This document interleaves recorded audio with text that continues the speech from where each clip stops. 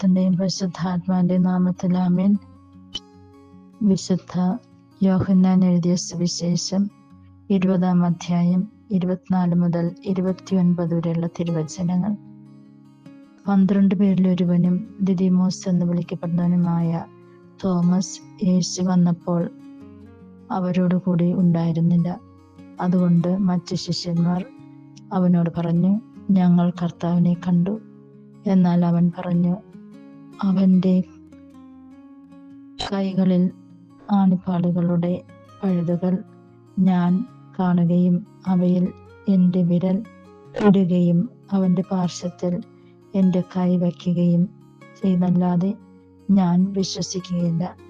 8 ദിവസങ്ങൾക്ക് ശേഷം വീണ്ടും അവൻ്റെ ശിഷ്യന്മാർ വീട്ടിൽ ആയിരുന്നപ്പോൾ തോമസും അവരോടൊപ്പം ഉണ്ടായിരുന്നു.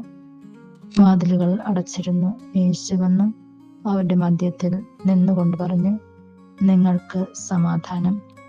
അവൻ തോമസിനോട് പറഞ്ഞു, നിന്റെ വിരൽ ഇവിടെ കൊണ്ടുവരിക, എൻ്റെ കൈകൾ കാണുക.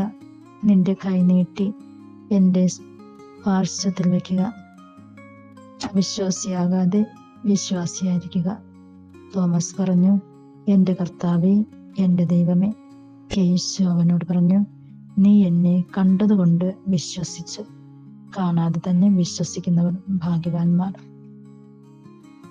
ഇന്ന് തിരുസഭ വിശുദ്ധ തോമസിന്റെ തിരുനാൾ ആഘോഷിക്കുന്നു.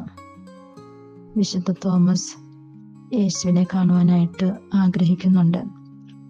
അതോടൊപ്പം തന്നെ തന്നോടൊപ്പം ഉണ്ടായിരുന്ന ശിഷ്യന്മാര് യേശു വന്നു എന്ന് പറയുമ്പോൾ വിശ്വസിക്കുന്നില്ല.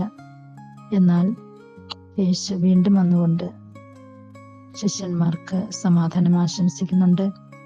അതോടൊപ്പം തോമസിന്റെ വിശ്വാസം വർദ്ധിപ്പിച്ചു കൊടുക്കുന്നുണ്ട്. യേശു പറയുന്നു, കാണാതെ വിശ്വസിക്കുന്നവർ ഭാഗ്യവാന്മാരെന്ന്. നമ്മുടെ വിശ്വാസം നമ്മൾക്ക് യേശുവിൽ ആഴപ്പെടുത്താം.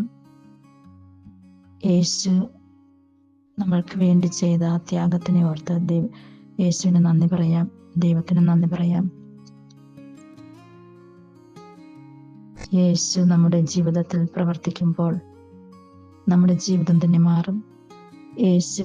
യേശു തോമസിന് പ്രത്യക്ഷപ്പെട്ടപ്പോൾ തോമസിന്റെ വിശ്വാസം വർദ്ധിക്കുകയും എൻ്റെ കർത്താവേ, എൻ്റെ ദൈവമേ എന്ന് തോമസ് വിളിച്ചു പറയുകയും പ്രഖ്യാപിക്കുകയും ചെയ്തു. അതുപോലെ നമ്മൾക്കും വചനം പ്രഘോഷിക്കാം, അനേകം ആത്മാക്കളെ നേടിയെടുക്കാം. അതിനായിട്ടുള്ള കൃപാവരങ്ങൾ പിതാവായ ദൈവം നമ്മൾക്ക് ഓരോരുത്തർക്കും നൽകട്ടെ എന്ന് പ്രാർത്ഥിക്കുന്നു.